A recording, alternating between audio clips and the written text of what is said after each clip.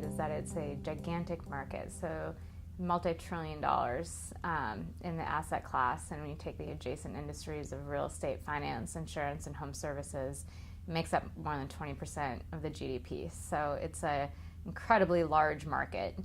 And when I first started fundraising, a lot of the institutional investors kind of tap me on my head and say, oh, what a cute little niche that you're going after. And I was like, but it's a multi-trillion-dollar niche.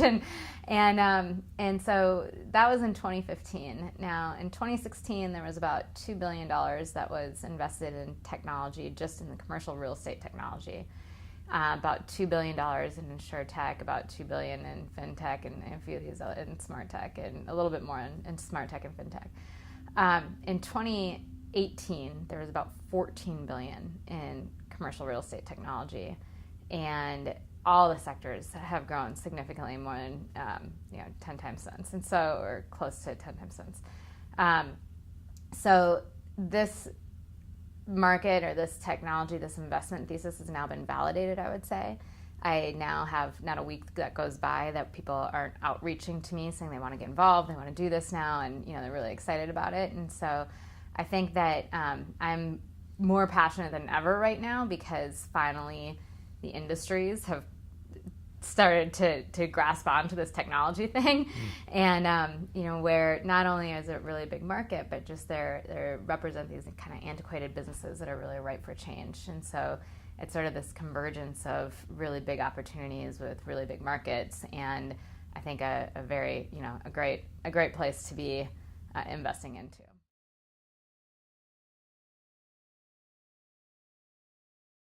It's been gradual. I think the thing that has maybe woken everybody up in a big way in the commercial real estate space, for example, is that WeWork has now become the largest landlord in New York City.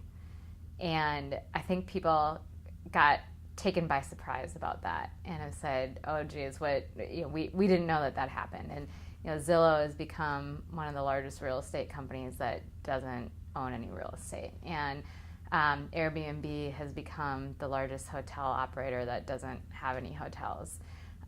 So I think that there's been a lot of people who have woken up and said, this is a surprise, and either we're going to get disrupted or we have to innovate. And so that's largely what's happening in these industries today. And and largely why they're partnering with us, because we try to make technology happen for them and not to them, and partner with them in looking for technologies that are really going to enable them to build their business in a different way. And something I said on the panel today was that it used to be that buildings were just buildings, and that's how you assess them, and the assets, they're assets, and your returns are your cap rates, and that's just real estate. Today, I think a building is a business, and it's where consumers live, work, and play, and that those things are converging into an experience. And I believe that the real estate industry as a whole has to think about it that way, and the returns of those assets are going to be rewarded by those who are looking at it that way as well.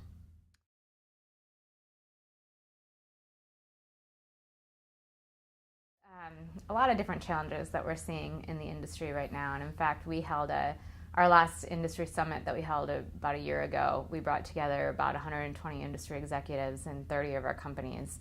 We said, here's 7 challenges that we're hearing in the industry today. Most of the people in this room can actually solve it together if we put it together, right? And so one of the things we think a lot about is how do we bring our companies together to create broader solutions than any one company can do on its own. And so some of these challenges include things like smart technology, building smart, not only kind of smart homes, but smart buildings, smart cities, smart communities. We're hearing construction costs rising incredibly.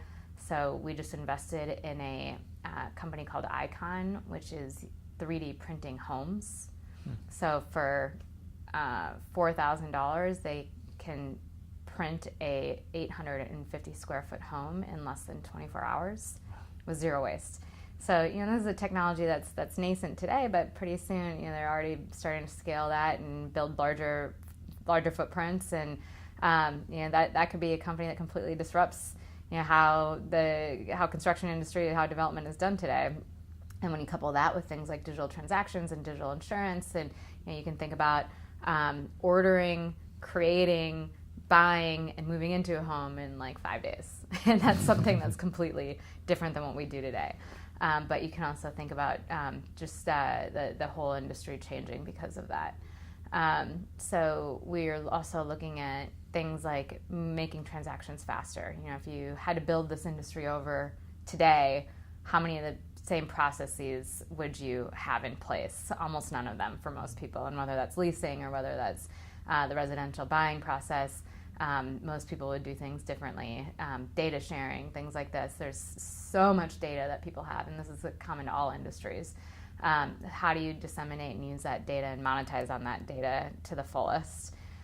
Things like lead generation, again, not unique to the real estate or fintech or insurance industries, but common to all industries, but very prevalent. Is a market that spends billions of dollars on leads and a lot of time chasing leads that don't actually solve for anything. So how can you use artificial intelligence or other technologies to help make it more about quality over quantity?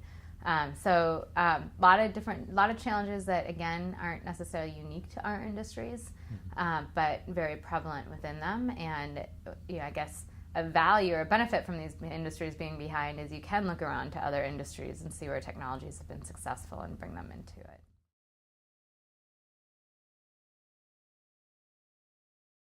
So the strategy that we have built has been very much around the notion that we know one thing, and that is real estate is cyclical. And so I've been doing this now for more than a decade, and very early on, because I started doing this in 2008, created a philosophy of the fund, which is different than a lot of these other vertical funds that have popped up in the last few years.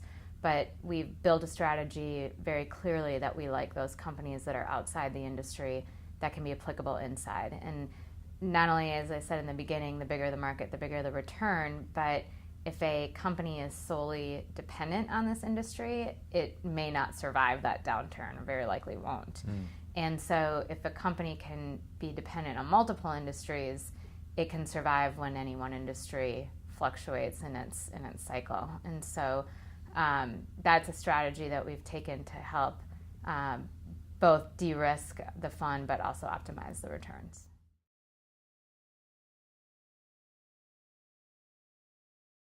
The way we source deals is a couple things. And first of all, we think about thematically what's happening with technology as a whole. We often invest outside of our industries to look for technologies that can be applicable within them.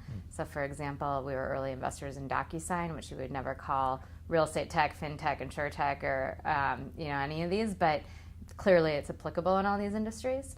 And so we like companies like that because, number one, the bigger the market, the bigger the returns. So if they can go outside of our industries, it's even better.